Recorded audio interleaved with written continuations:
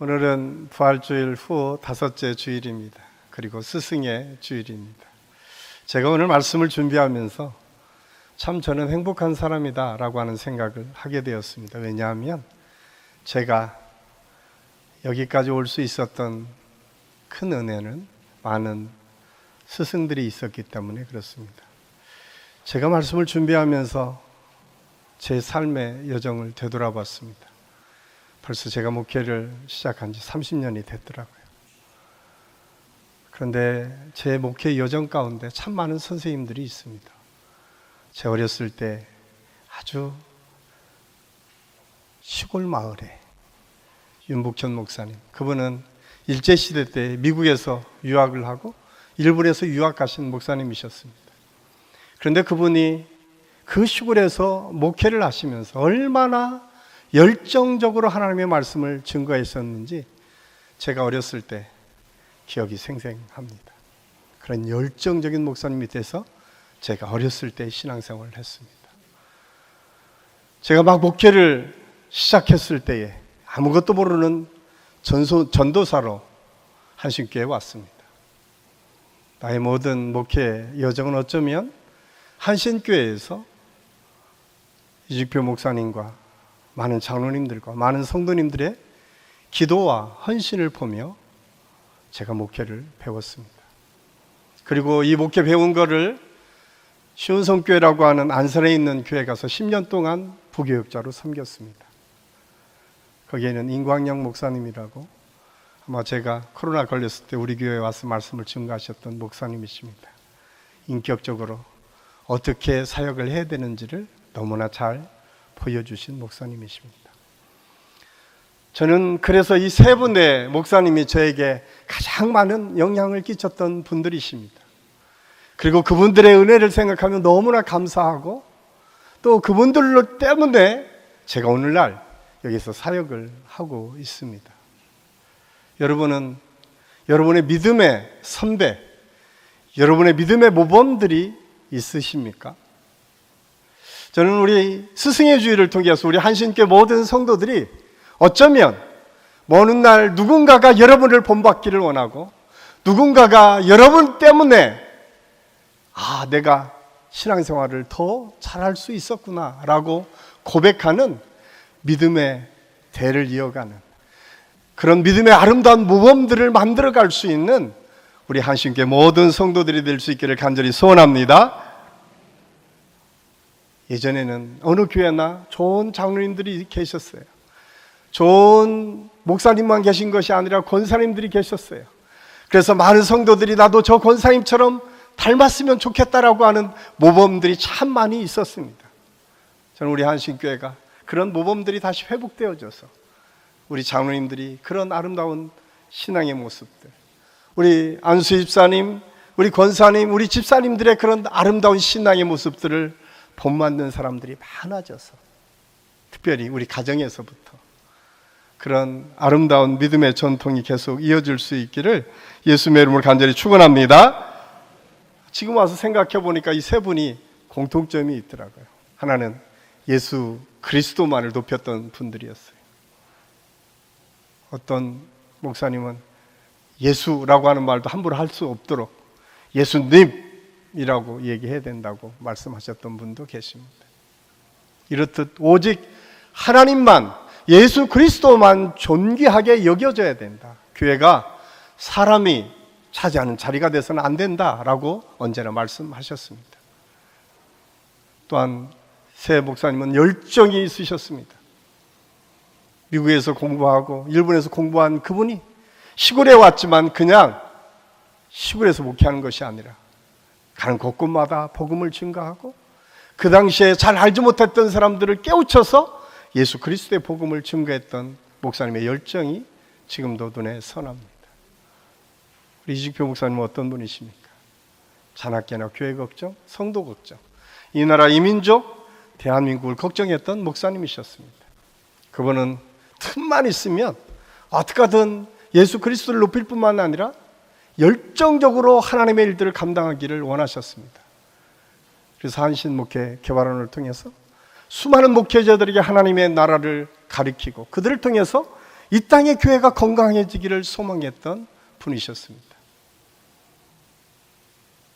또한 이 세 분의 특징은 나눔을 잘 하셨던 분이셨습니다.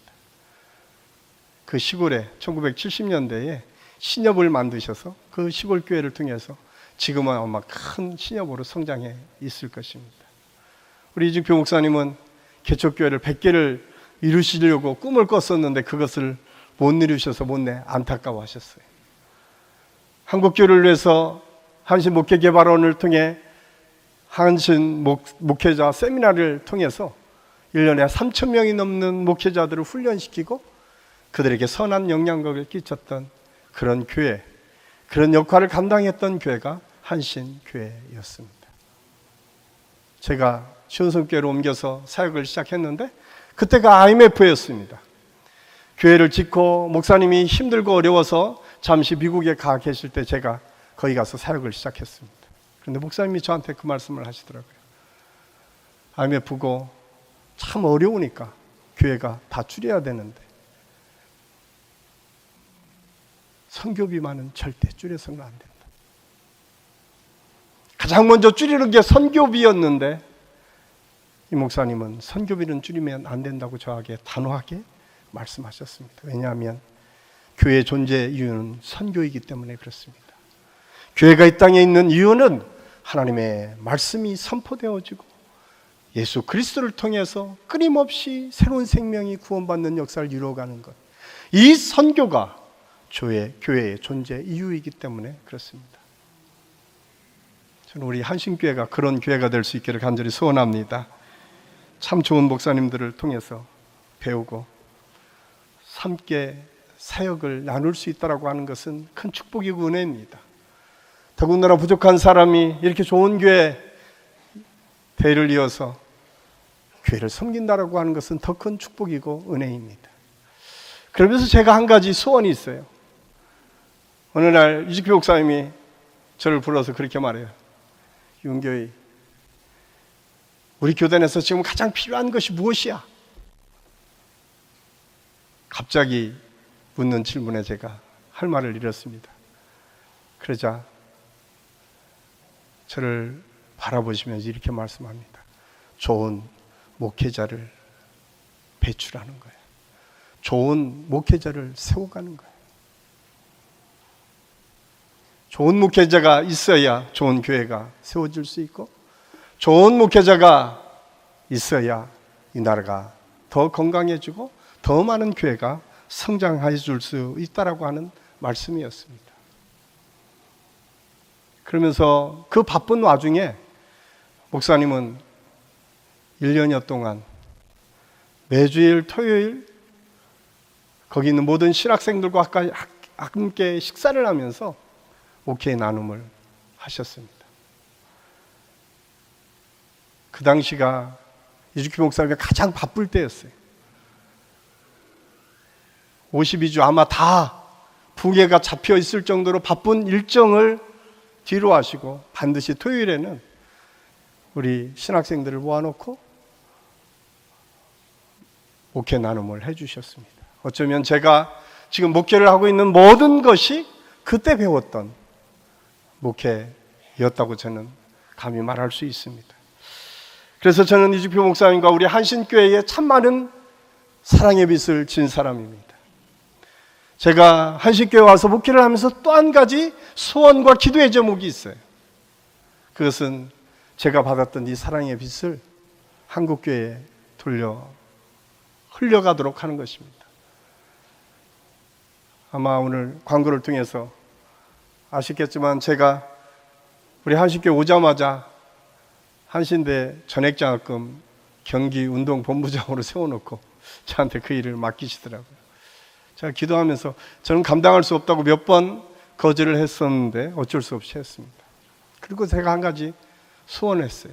내가 사랑의 빚진 자지. 이 빚진 마음을 가지고 우리 신학생들을 섬겨야겠다. 우리 교단에는 신학교가 하나밖에 없습니다. 한신대학원입니다. 한신대학교입니다. 거기에서 좋은 신학생이 배출될 수 있도록 여러분 기도해 주시고 감동이 되시는 분들도 헌금도 해 주시고 특별히 우리 교회에 신학생들이 있습니다. 사역자들을 위해서 늘 기도해 주셔서 우리 교회에서 잘 훈련받은 신학생들이 목회자가 되고 그 목회자들을 통해서 아름다운 교회들이 세워질 수 있도록 여러분들이 관심을 갖고 기도해 주시기를 간절히 소원합니다. 어제부터는 목자 훈련을 시작했습니다. 목장은 어쩌면 작은 교회입니다. 우리 교회 안에 작은 교회, 그 교회가 목장인데 이 목장에서 토요일마다 이직표 목사님과 그 목회적 나눔을 했던 것처럼 우리의 삶이 나누어지고 예수 그리스도 안에서 우리의 삶을 어떻게 하나님께서 원하시는 삶으로 바꿔갈 것인가를 같이 고민하고 기도하면서 때로는 힘들고 어려울 때 위로되고 격려되고 또 그것을 통해서 새롭게 우리의 신앙이 더 단단해지고 더 큰 하나님의 은혜를 향해서 나아갈 수 있는 목장, 우리 교회 학교, 또 우리 교회가 될 수 있기를 예수님의 이름으로 간절히 축원합니다. 그럴 때에 우리가 다시 교회로 돌아올 수 있어야 돼요. 이 세상에서 힘들고 어렵고 지칠 때에 술집에 가는 것이 아니라 쾌락을 위해서 위로받는 곳을 찾아가는 것이 아니라 우리 아이들이 잘 알지도 못하는 곳에 가서 방황하는 것이 아니라 우리 교회 학교로 돌아오고 우리 가정으로 돌아오고 우리 교회 목장으로 돌아와서 거기에서 예수 그리스도를 통해서 다시 위로받고 힘을 얻고 거기에 있는 목원들과 거기에 있는 선생님들과 친구들을 통해서 거기 있는 성도들을 통해서 위로받고 재충전해서 세상을 향해서 예수 그리스도의 말씀을 선포하고 예수 그리스도를 따라가 예수 그리스도의 삶을 살아낼 수 있는 능력을 얻어가는 그런 축복의 공동체, 모임, 그런 하나님의 역사들을 이루어갈 수 있기를 예수님의 이름으로 간절히 축원합니다. 그러기 위해서 필요한 것이 교육입니다. 우리 한신교회 교회국은 단순히 교회에서만 이루어지는 것이 아니라 가정에서부터 이루어져야 됩니다. 가정 안에서 우리 교육이 어떻게 이루어져야 될까? 저는 오늘 성경이 말하는 교육이라고 하는 제목으로 말씀을 증거하면서 우리 모두가 그렇다면 우리 가정에서, 우리 교회에서, 우리 목장 안에서 어떤 방법으로 하나님의 말씀이 나누어지고 교육되어야 되는가를 함께 생각하려고 합니다. 첫 번째로 오늘 말씀해 보면 성경에서 말하는 교육의 기초는 사랑으로 이해되어야 된다고 하는 사실을 가르쳐주고 있습니다. 교육의 출발은 인간 이해입니다. 인간을 어떻게 이해하느냐에 따라서 교육이 확연히 달라질 수 있습니다. 창세기 2장 7절은 우리 인간을 하나님께서 창조하셨다고 말씀하고 있습니다. 그리고 그 코에 생기를 불어넣어서 생명이 되도록 우리를 창조하셨다. 그리고 우리는 누가 뭐라고 하든 하나님의 생정을 품고 사는 하나님의 사람들임을 성경은 우리에게 말씀해주고 있습니다. 그렇기 때문에 인간이 존귀하고 성경은 끊임없이 온 천하보다 귀한 존재가 인간임을 우리에게 말씀해주고 있습니다. 옆에 계신 분을 한번 쳐다보면서 바라보시면서 이제 알았습니다. 온 천하보다 귀한 분이시군요. 이렇게 한번 인사하십시오. 얼마나 귀한 분이신지 아세요? 우리는 값으로 살 수 없을 정도의 귀한 분들입니다. 왜? 하나님을 품고 있고 하나님께서 창조하셨고 하나밖에 없는 아들 예수님을 이 땅에 보내주셔서 그분을 통해서 죄값으로 우리를 사셨기 때문에 그렇습니다. 그런 귀한 존재들이 우리 자녀들이에요. 그런 귀한 존재들이 우리 다음 세대, 이음 세대의 우리 어린 생명들입니다. 우리가 때로는 우리 생각대로 우리 자녀들이 양육되어지지 않고 내 생각대로 되지 않는다고 때로는 책망도 하고 원망도 할 수 있습니다. 그러나 기본적인 모든 것의 기초는 사랑이어야 된다. 성경은 아주 분명하게 말씀해주고 있습니다. 에릭슨이라고 하는 심리학자는 인간의 성장 단계를 심리학적으로 8단계로 규정하고 있습니다. 그런데 오늘은 제가 4단계만 볼 텐데 특별히 우리 어린아이를 양육하고 있는 우리 부모님들은 꼭 기억하셔야 됩니다. 우리 어린아이들을 우리가 어떻게 양육해야 될 건가? 가장 먼저 에릭슨은 0세부터 1세까지는 신뢰심을 심어주는 단계다. 배고프면 꼭 먹여야 돼요. 젖을 잘 먹여야 됩니다. 편안하게 잠을 잘 수 있도록 배려해야 된다는 거예요. 사실은 0세부터 한 3세까지는요, 온몸으로 아이들이 다 받아들여요. 우리가 잘 몰라서 그렇지. 그래서 1살짜리 아이 누워놓고 싸우는 부모가 있으면 가장 어리석은 부모예요. 애가 모른다고. 그런데 놀라지 마세요. 애가 100%그 싸움의 감정을 다 흡수한다는 사실을 잊지 마십시오. 놀랍지 않습니까? 우리는 모른다고 생각했는데 그 싸움하는 그 모든 감정까지 아이는 무방비 상태로 먹어야 되는 거예요. 얼마나 부모들이 잔인하게 자녀들을 키웠는지 우리는 반성을 해야 됩니다. 두 번째로 1세부터 3세까지는 자율성을 심어주는 시기입니다. 이 자율성에서 가장 중요한 것은 매번 안 돼, 안 돼, 안 돼라고 하는 아이를 키우면 아이들 스스로 뭔가를 할 수 없는 아이로 성장할 수 있습니다. 물론 그렇다고 방종시키라는 얘기가 아닙니다. 설명하고 설득하고 가르쳐야 된다는 시기. 가장 어려울 때이지만 그런 사랑을 가지고 자율성으로 아이를 키워야 됩니다. 세 번째로 만 4세부터 5세까지인데 이것은 주도성을 가지고 성장하는 시기라고 이야기합니다. 만약 부모나 교사가 아이들이 뛰어놀 때 무조건 얌전히 있어야 된다고 하면 아이들은 평생 순종적인 아이로 성장할 수밖에 없습니다. 스스로 뭔가를 할 수 없는 아이로 성장할 수 있습니다. 저는 아이들이 마음대로 뛰어놀도록 방치하라는 얘기가 아닙니다. 어떻게 하면 아이들 스스로가 자기의 일을 주도해 나갈 수 있도록 할 것인가를 고민하고 기도하면서 격려하고 위로할 수 있어야 됩니다. 칭찬할 수 있어야 됩니다.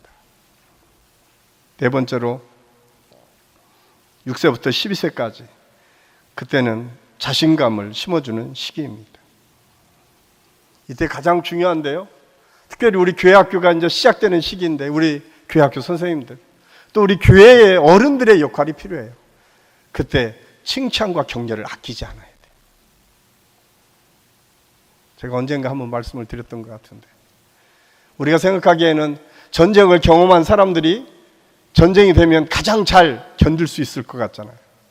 근데 심리학자들이 통계를 보면 전쟁이 터지면 가장 먼저 힘들어서 심리적으로 위축받고 힘들어하는 분들이 전쟁을 경험한 사람들이라는 거예요. 놀랍게도 전쟁을 한 번도 견디지 않고 건강하게 그냥 밝고 아름답게 성장한 사람들이 오히려 더 잘 견딘다는 거예요. 왜냐하면 전쟁의 그 고통을 사람들이 다 경험했기 때문에 자기도 모르면서 심리적으로 위축되어서 더 어렵다는 거예요. 우리 아이들을 키울 때 왜 우리 교회 아이들이 올 때 우리가 칭찬하고 격려해야 되는가? 하나님의 말씀 안에서 그들을 잘 세워줘야 되는가? 그것은 아이들이 그것을 통해서 자신감이 생기고 그 자신감이 생길 때 근면하게 성실하게 자기 일들을 만들어갈 수 있기 때문에 그렇습니다. 하나님께서 사람을 만드실 때에 어느 사람은 뛰어난 머리를, 어느 사람은 뛰어난 육체를, 어느 사람은 뛰어난 창조력을, 어느 사람은 뛰어난 성품을, 어느 사람은 뛰어난 예술성을 각각 다르게 심어 놓으셨습니다. 그런데 지금 우리가 이 사회에서 요구하는 것은 무엇입니까? 공부 잘하면 모든 게 다 용서가 돼요. 어떤 상황에서도 공부 잘하는 아이만을 가장 멋진 아이로, 위대한 아이로 성장시키는 것처럼 보여지는 이 사회 속에서 우리가 살고 있습니다. 오직 경쟁에서 좋은 성적을 거두는 것을 최고의 목표로 삼는 경우가 참 많이 있습니다. 그러나 그리스도인의 가정교육이나 교회교육은 달라져야 됩니다. 우리 믿음의 부모나 교사들은 공부 혹은 잘하는 것에 너무 공부에 집착해서는 안 됩니다. 우리 믿음의 부모나 교사는 아이들의 잠재력과 아이들이 갖고 있는 탤런트가 뭔가를 발견하고 그것을 더 잘할 수 있도록 안내하고 격려하고 그렇게 이끌어 가야 된다고 하는 사실을 우리는 알아야 됩니다. 그럴 때 그 아이들이 그 재능이 개발되고 그것을 통해서 하나님의 역사를 이 땅에서 아름답게 만들어갈 수 있음을 우리는 잊어서는 안 됩니다.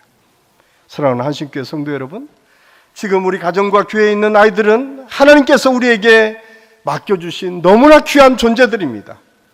저들을 십자가 사랑의 눈으로 이해함으로 좋은 재질과 달란트를 발견하고 격려함으로써 하나님이 기뻐하시는 인재로 양육해야 될 사명이 저와 여러분에게 있음을 잊지 마시고 우리 교회에서부터 이런 교육운동이 시작될 수 있기를 예수님의 이름으로 간절히 축원합니다. 오늘 우리가 읽은 본문 골로새서 3장 12절에서 14절 말씀은 이렇게 말합니다. 그러므로 너희는 하나님이 택하사 거룩하고 사랑받는 자처럼 긍휼과 자비와 겸손과 온유와 오래 참음을 옷 입고. 참 멋있죠? 우리가 어떤 옷을 우리는 지금 입고 있습니까? 우리가 정말 긍휼과 자비와 겸손과 온유의 마음으로 우리가 옷 입고 있습니까? 아니면 교만한 마음, 시기하고 질투하는 마음, 안에 불안한 마음으로 언제나 우리가 옷 입고 있습니까? 자녀를 교육하기 위해서는 우리 스스로가 먼저 겸손해져야 된다. 누가 누구에게 불만이 있거든 서로 용납하여 피차 용서하되 주께서 너희를 용서하신 것 같이 너희도 그리하고. 참 어렵죠? 그렇지만 성경은 다시 우리에게 권면합니다. 피차 용서하는 마음을 가지고 용서해라. 그러면 너희 자녀들이 믿음 안에서 아름답게 성장할 것이다. 그런데 여기에 사도 바울은 이 모든 것 위에 사랑을 다하라. 이는 온전하게 매는 띠니라. 여기에 사랑을 얹으라고, 사랑으로 그 모든 것을 감싸라고 우리에게 말씀해 주고 있습니다. 사랑하는 한신교회 성도 여러분, 저희들이 우리 자녀들을 양육할 때 이런 사랑의 마음, 그 마음으로 우리 자녀들을, 우리 이음 세대들을 양육하고 그들을 돌보고 기도할 수 있는 은혜가 있을 수 있기를 간절히 소원합니다. 두 번째로 성경에서 말하는 교육의 방법은 노엽게 하지 않는 것이라고 우리에게 말씀하고 있습니다. 에베소 6장 4절은 또 아비들아 너희 자녀를 노엽게 하지 말고 오직 주의 교양과 훈계로 양육하라고 했습니다. 많은 청소년들이 이유 없이 반항하고 과격한 행동을 하며 성단 모습으로 엄청난 범죄를 저지르는 이유는 성경에서는 노엽게 했기 때문에라고 성경이 규정하고 있습니다. 오늘 본문 3장 21절에서도 아비들아 너희 자녀를 노엽게 하지 말지니 낙심할까 함이라 라고 말씀하고 있습니다. 다시 말해서 자녀들을 노엽게 함으로 낙심하게 되고 더 큰 문제아로 성장할 수 있다라고 우리에게 말씀해주고 있습니다. 제 애덤스 목사님이 서술한 그리스도인의 가정생활이라는 책에서 자녀들과 제자들을 노엽게 하는 이유에 대해서 세 가지로 정리하고 있습니다. 참 많이 우리가 생각해야 될 말씀인 것 같아요. 첫 번째가 자녀가 노여지는 이유는 규칙이 수시로 바뀌기 때문이다. 어머니나 아버지나 교사가 자기 기분에 따라 규칙을 정하고 또 어느 순간에 자기 기분에 따라 규칙을 바꿈으로 자녀들이나 제자들이 분노하게 된다고 그는 이야기합니다. 어느 때는 이 규칙이 적용되고 어느 때는 저 규칙이 적용되고, 더 놀라운 것은 기분에 따라 규칙이 바뀐다는 거예요. 내가 기분 좋을 때는 애들이 무슨 짓을 해도 아무런 문제가 안 돼요. 내가 기분이 나쁘면 조그만 문제만 보면 어떻게 해요? 과거의 것까지 꺼내서 얘기를 해요. 내가 그럴 줄 알았어. 너 예전에 어떻게 했어? 이게 부모들의 모습이다. 그러면 그거는 자녀를 제대로 교육하는 것 아니라고 우리에게 경고의 메시지로 줍니다. 규율은 적으면 적을수록 좋다고 합니다. 여러분, 안 좋은 사회는 뭐냐면 규칙이 많은 거예요. 이스라엘 백성들이 율법을 하나님께서 주셨을 때 10계명을 가지고 하나님의 말씀을 지키는 게 아니라 613가지의 율법을 만들어서 그걸 지키도록 강요했어요. 그러다 보니까 그들이 제대로 삶을 살 수가 없었어요. 여러분, 규칙과 규범은 적으면 적을수록 좋습니다. 그 대신 스스로 그것을 익히고 만들어갈 수 있도록 교육하는 것, 그것이 더 중요하다. 두 번째로 애덤스는 그렇게 얘기합니다. 어른들의 일치하지 않는 교육 탓이다라고 얘기합니다. 특별히 이 부분에 대해서도 우리가 참 많이 생각을 해야 돼요. 어느 날 아들을 데려다 놓고 아빠가 엄중하게 경고해서 타일릅니다. 그러면 그 옆에 있는 아내가 됐어, 그만해 라고 말한다면 그 순간 그 아이는 그 아빠의 권위를 잃어버려요. 혹은 아내가 자녀들을 그렇게 훈육할 때 또 남편이 잔소리 그만하고 다른 일 시켜. 그런다면 그 어머니의 권위는 무너져서 그 아이는 엄마 아빠의 권위를 잃어버리게 됩니다. 더 큰 문제는 할아버지 할머니입니다. 요즘 여기 할아버지 할머니들이 아이들을 많이 키우잖아요. 할아버지 할머니, 너 어릴 때는 더 했어. 물론 어릴 때 더 할 수도 있죠. 그런데 그냥 아이들이 웃고 지나갈 수 있지만 아이들은 그걸 기억해요. 우리 아버지는 나보다 더 했구나. 말이라는 게 참 중요합니다. 교육이라는 게 참 쉽지 않습니다. 그래서 우리가 가정 안에서 일관되게 어른들이 일치한 모습으로 아이들을 대하는 것이 너무나 중요합니다. 교회 안에서도 마찬가지입니다. 어떤 분은 이렇게 말하고 어떤 분은 이렇게 말하는데 합력하여 손을 이루는 것도 굉장히 중요하죠. 그러나 되도록이면 하나를 만들어가는 것이 훨씬 더 좋은 교육 방법임을 오늘 애덤스 목사님 우리에게 말씀해주고 있습니다. 세 번째로 자녀들이 놓여지는 이유는 주의 교양과 훈계로 양육하지 않기 때문에 그렇습니다. 우리 인간의 영적인 존재이기 때문에 영적인 교양과 훈계로 양육할 때에 온전해집니다. 그런데 부모나 교사가 세상적인 교훈과 훈계로 교육한다면 영적인 분별력을 갖지 못합니다. 예를 들면 그런 거죠. 자식들에게 사료 먹이는 거죠. 사료는 안 먹일 거 아니에요. 그런데 영적으로 보면 사료 먹이는 것과 똑같아요. 우리는 세상적으로는 너무나 많은 교육적인 투자를 해요. 영어를 잘해야 되고 공부를 잘해야 되고 성공하기 위해서는 너무 많은 투자를 하는데 우리가 신앙적인 훈련을 위해서는 관심조차 갖지 않는 부모들이 많이 있는 것을 우리가 볼 수가 있습니다. 중요한 것은 내가 먼저 우리 자녀들의 신앙을 점검할 수 있어야 돼요. 아니, 내가 먼저 하나님과의 관계 속에서 인격적으로 주님을 만나고 그 인격적으로 만난 주님을 우리 자녀들에게 소개할 수 있어야 되고 그런 모습을 통해서 우리 자녀들이 인격적으로 주님을 만날 수 있도록 돕는 역할이 우리 부모들에게 필요하다. 예배를 통해서 신앙 훈련을 잘 받을 수 있도록 어려서부터 아이들을 격려하고 축복하고 그렇게 성장시킬 수 있어야 됩니다. 그래서 어려서부터 말씀을 암송하고 배우는 것은 너무나 중요한 방법입니다. 그래서 이스라엘 사람들은 앉으나 서나 누워있을 때나 가장 잘 보이는 곳에 하나님의 말씀을 붙여놓고 아이들이 암송하고 읽고 그것을 묵상하도록 했습니다.